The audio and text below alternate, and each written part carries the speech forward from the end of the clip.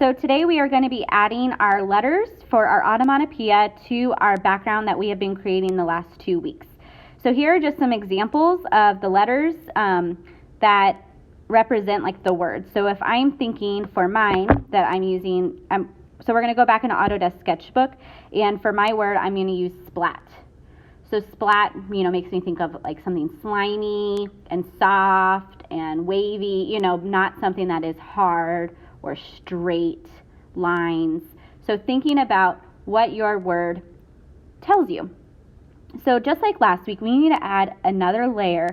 So we have our bubble wrap layer, we have our symbolic shape from last week layer. So we need to add one more layer on top. So I'm going to go to the right hand bar, to the plus sign at the top. I've added a new layer, and now I need to think about, okay, I have my color scheme. I've got purple, I've got green, so I need one more color to finish off my color scheme, which is orange, because I chose the secondary colors. I'm going to start off with a little bit of a darker orange, and I'm going to select that technical pen that we used last week.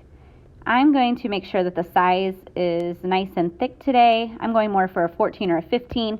And now I'm going to start using bubble or block letters, depending on what your word communicates,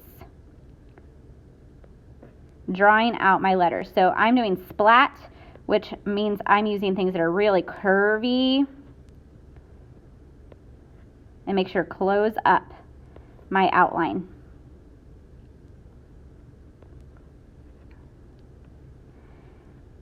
Something else to think about could be depending on your word, it might make sense to have something in the background. So if something's splatted, that means it kind of made a little bit of a mess. So we might have some splatter marks going around the outside edge. After you have done your outline, you're going to use the bucket tool to fill in. I'm choosing to go with a slightly lighter orange to fill in. So I select my bucket tool on the right bar, and now I'm going to select the areas that I want to fill in with that orange. After I have selected all of my spaces, I am going to